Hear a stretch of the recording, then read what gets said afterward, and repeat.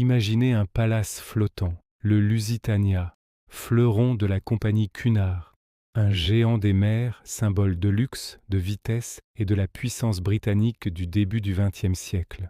En ce printemps 1915, alors que la Grande Guerre fait rage en Europe, il fend les eaux de l'Atlantique reliant New York à Liverpool.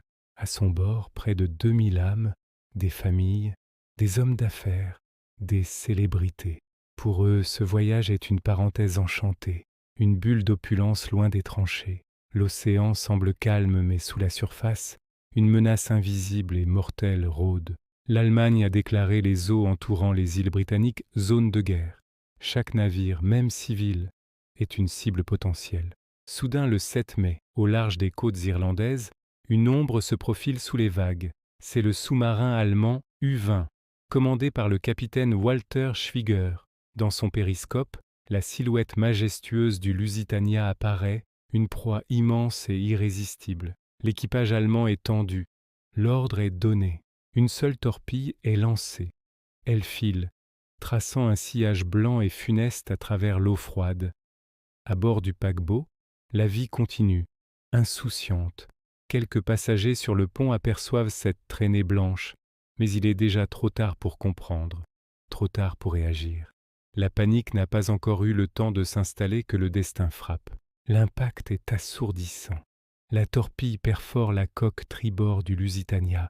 Juste derrière le pont, une explosion déchire le flanc du navire, projetant un geyser d'eau, de charbon et de débris métalliques dans les airs. Mais ce n'est que le début du cauchemar. Presque immédiatement, une seconde explosion, bien plus violente et mystérieuse, secoue le colosse de l'intérieur.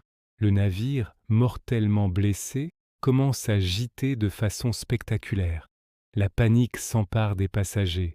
En seulement 18 minutes, le fier Lusitania, ce château flottant réputé insubmersible, sombre dans les profondeurs glacées de l'Atlantique, entraînant avec lui près de 1200 personnes. Le naufrage du Lusitania a été un choc mondial. Les images des survivants hébétés et des corps repêchés ont fait le tour du monde, alimentant une vague d'indignation, notamment aux États-Unis où 128 citoyens ont péri. Cet événement a joué un rôle crucial dans le basculement de l'opinion publique américaine contre l'Allemagne, contribuant à l'entrée en guerre des États-Unis 2 ans plus tard.